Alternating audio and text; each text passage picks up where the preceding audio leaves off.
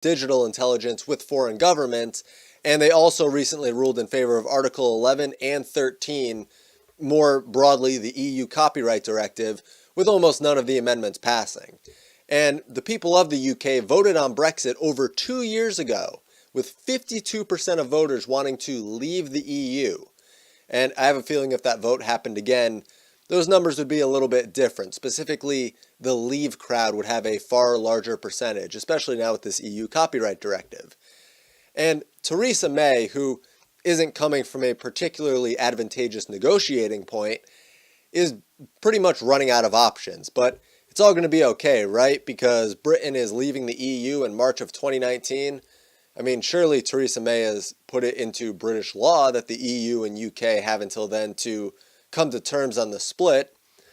But wait a second, okay? That doesn't mean that the terms of the split have to be what the people thought they were voting on. But yet, there is hope, because they've invoked Article 50 of the Treaty of Lisbon, which states that a member state can withdraw from the Union in accordance with their own constitutional requirements.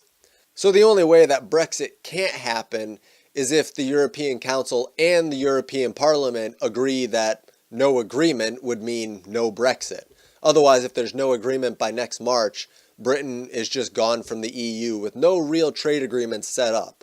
And this would be the equivalent of a fairly hard Brexit compared to May's proposed soft Brexit back in July. I mean, the only downside to this hard Brexit would be that they would have to negotiate any trading with EU nations through the EU. However, they're given the complete freedom to trade with the US, Canada, Japan, Russia, Australia, anyone not a member of the EU. And there's a Greek economist, academic, politician by the name of Yanis Varoufakis who said that neither Macron nor Merkel want Brexit to happen on their watch. So you can expect them to work to deny the UK a full exit.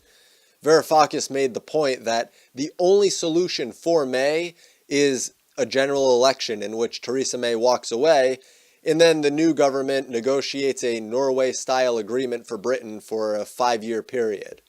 As he says, this would give Merkel and Macron the ability to leave office without Brexit being on their record, but it would fail to actually remove the UK from the amount of bureaucracy and centralized power that they initially voted to leave.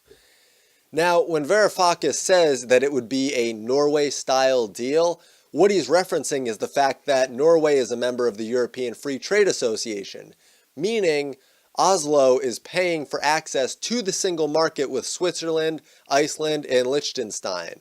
Norway is also a member of the European Economic Area, which is extremely similar to the EU in the sense that it allows the free movement of people, goods, services, and capital. But anyone who watched May negotiate any of this will know how truly predictable and frivolous those negotiations were. I mean, even though I live in America, I've watched a fair amount of the footage of May discussing Brexit, especially the Chequers Agreement.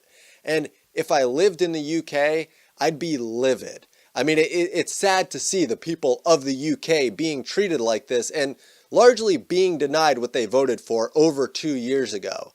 I mean, if you'll remember back, like I said, in mid-July of this year, Theresa May addressed concerns over a soft Brexit, in which she largely talked about keeping Britain in the EU, just less than it was before. So that's why a soft Brexit, it wouldn't be completely leaving the EU. And the EU sees this soft Brexit as a way basically for the UK to retain the privileges that accompany EU members without actually being in the Union. I mean, the EU is telling the UK that they need to allow the free movement of people if they're going to remain at all a part of the EU. And there were a lot of leavers who voted that way specifically over the free movement of people. I truly think that May thought she'd have a place to really kind of negotiate from. But after specifically Merkel and Macron are attempting to prevent it, this puts May in a really tough spot, and people closer to the situation are surprised that she even lasted the weekend. And as angry as people are with May, the thought of a new government negotiating a Norway-style deal is really not much better.